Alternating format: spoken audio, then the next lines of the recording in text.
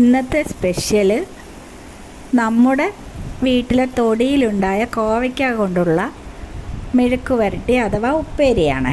ഞാൻ സ്പെഷ്യൽ എന്ന് പറഞ്ഞത് നമ്മുടെ വീട്ടിൽ തന്നെ ഉണ്ടാകുന്ന വിഷമില്ലാത്ത പച്ചക്കറികൾ കൊണ്ടുണ്ടാക്കുന്നതാകുമ്പോൾ അതിന് സ്പെഷ്യൽ ടേസ്റ്റാണ്. അപ്പോൾ വീട്ടിൽ തന്നെ പച്ചമുളക്, ചെടിയിലുണ്ടായ പച്ചമുളക് ഞാൻ പറിച്ചെടുക്കുന്നുണ്ട്. അത് കുറച്ചേറെ പച്ചമുളകുണ്ട്, പക്ഷെ നമുക്ക് ആവശ്യത്തിനുള്ളത് ഞാൻ പറിച്ചെടുത്തിട്ടുണ്ട്.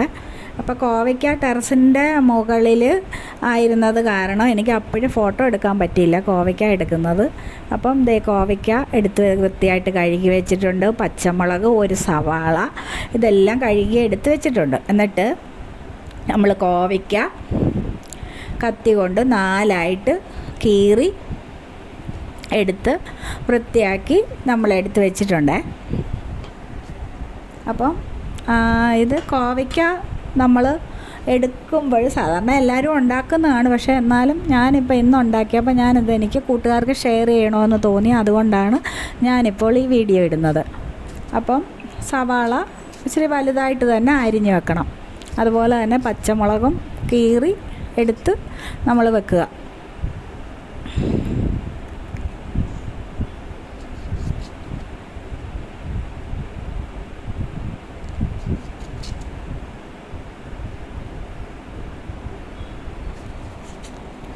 കോവയ്ക്ക ഫ്രഷായിട്ട് പച്ചയ്ക്ക് കഴിക്കുന്നത് ഷുഗറുള്ളവർക്കൊക്കെ ഒരുപാട് നല്ലതാണ്.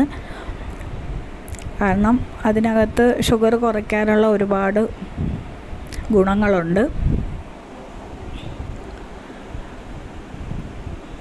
എന്നിട്ട് നമുക്ക് ചൂട് കട്ടിയുള്ള ഒരു പാൻ അടുപ്പിൽ വെച്ച് അതിൽ എണ്ണ ഒഴിക്കുക, വെളിച്ചെണ്ണ ഒഴിക്കുക. കുക്കിംഗ് ഓയിൽ ഏത് വേണമെങ്കിലും നമുക്ക് ഒഴിക്കാം. വെളിച്ചെണ്ണ ഒഴിച്ച് എണ്ണ തിളച്ച് വരുമ്പം കടുകിട്ട് പൊട്ടിക്കുക.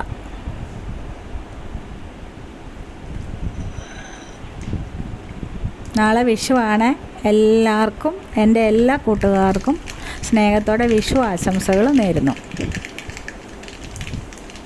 കടുകിട്ടതിന് ശേഷം ഒരു 2 ഉണക്കമുളക് നമുക്ക് അതിൽ മുറിച്ചിടുക. കറിവേപ്പില വേണമെങ്കിൽ നമുക്കിടാം. ഇതെല്ലാം വീട്ടിൽ തന്നെ ഉള്ളതായതുകൊണ്ടാണ് ഞാൻ ഇത് ഇപ്പോൾ എടുത്തത്. അതിനുശേഷം പച്ചമുളക്, സവാള എണ്ണയിലേക്കിട്ട് നന്നായിട്ടൊന്ന് വഴറ്റുക.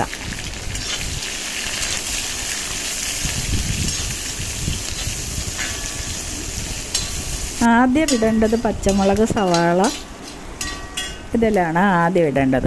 കോവയ്ക്ക രണ്ടാമത് ഇടാവുള്ളൂ.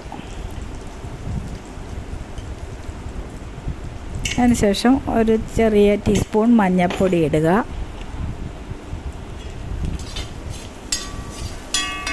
മഞ്ഞൾപ്പൊടി ഇട്ട് ചെറുതായി ഇളക്കി യോജിപ്പിച്ചതിന് ശേഷം നമ്മൾ അരിഞ്ഞു വെച്ചിരിക്കുന്ന കോവയ്ക്ക അതിലേക്കിട്ട് എല്ലാ വശത്തും എണ്ണ നന്നായിട്ടൊന്ന് പിടിക്കുന്ന രീതിയിൽ ചെറുതായിട്ട് തവി കൊണ്ട് ഇളക്കി യോജിപ്പിച്ച് കൊടുക്കണം.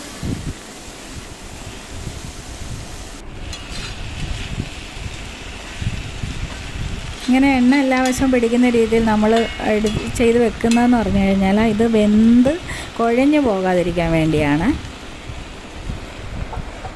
ഒരു തുള്ളി വെള്ളം പോലും നമ്മൾ ചേർക്കില്ല. അങ്ങനെ എല്ലാം വഴറ്റിയതിന് ശേഷം അടച്ച് വെച്ച് ചെറിയ തീയിലിട്ട് നമ്മൾ വേവിച്ചെടുക്കണം. സ്വാദിഷ്ടമായ കോവയ്ക്ക ഉപ്പേരി റെഡി ആയിട്ടുണ്ട്.